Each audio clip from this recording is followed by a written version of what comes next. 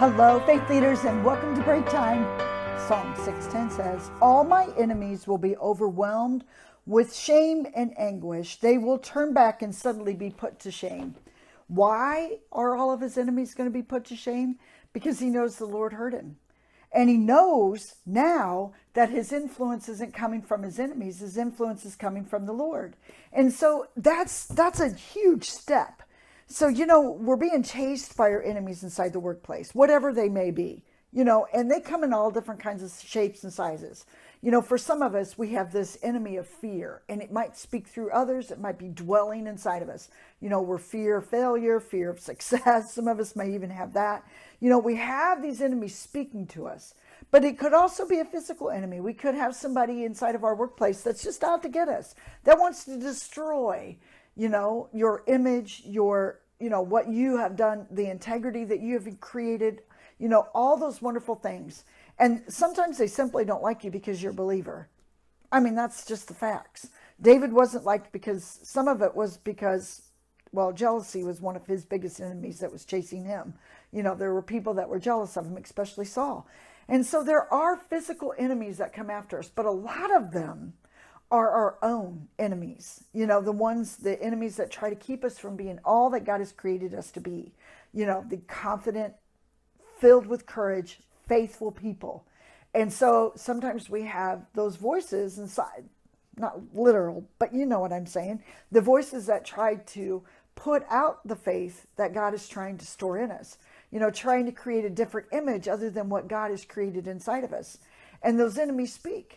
And they're loud at times, especially in times of failure, or in times of when other people are succeeding. Man, those are the two biggest. Because if you're succeeding and all of a sudden you find out that somebody has succeeded greater than you, what ends up happening? Have you ever heard that enemy that comes in and brings in discouragement because now somebody has done something greater than you? Come on, let's be real. That happens, doesn't it? It's one of the greatest tools of the enemy that the enemy uses. And so we want to be successful people. But do you have to realize our determining success is not according to how the world determines success? It's not the name that's across your door or on your desk, or how much money that you have seemed to have made. It's not those things.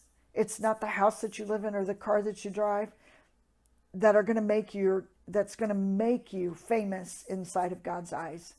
It's not even how God deems success. It's not even eternal success. Eternal success is something that's living inside of you and me, that is developed in a relationship with God, that knows that God is hearing what I am saying, to the place that, man, just knowing that is a great road of success, knowing that God is listening to me. Wow, that's amazing to me. And then living my life out according to knowing that God is listening to me. That's why David could say this. His enemies were no longer chasing him or influencing him. Why? Because God was listening to him. How can you listen to God and listen to the voice of the enemy at the same time? They're going to be pushed back, just as David said. They're going to be filled with shame. They're no longer going to be my influencers, and no longer going to be yours. Wouldn't that be great? Do not be influenced by anything other than knowing that God is listening to you. Have a blessed day.